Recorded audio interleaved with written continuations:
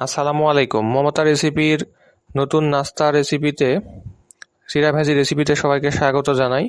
তো আজকে আমরা সহজ রেসিপি নিয়ে এসেছি। যারা পুরাতন রাঁধুনি তারা সবাই নিশ্চয়ই এটি পারেন, তারা স্কিপ করতে পারেন, এবং যারা নতুন রাঁধুনি এটি তাদের জন্য।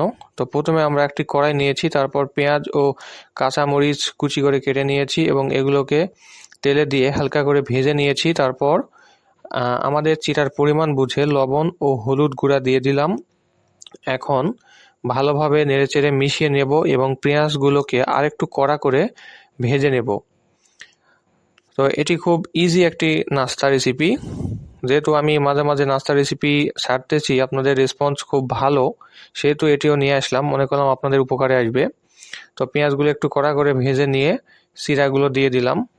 শুকনো চেরা, আপনাদের যদি চেরাই ধান বা ময়লা থাকে তাহলে অবশ্যই তা বেছে নেবেন। আমরা বেছে নিয়েছি। তারপর এটাকে ভালোভাবে নেড়েচেড়ে পেঁয়াজ, তেল এগুলোর সঙ্গে, মশলাগুলোর সঙ্গে ভালোভাবে মিশিয়ে নিতে হবে।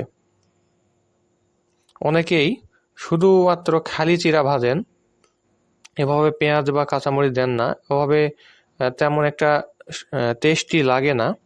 এভাবে বেশ খেতে মজাদার, ওই জন্য আমরা এভাবে ভেজে নিচ্ছি।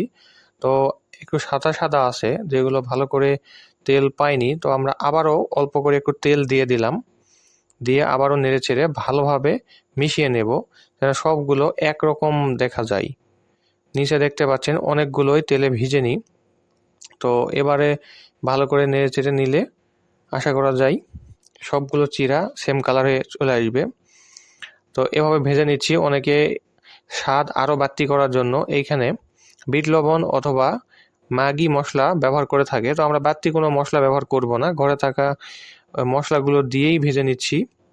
তো এখন দেখতে পাচ্ছেন মোটামুটি ভালোভাবে মিশে গেছে এবং চিড়াগুলোও বেশ ঝরঝরে হয়ে গেছে। আর একটু নেড়েচেড়ে একটু কড়া করে নেব।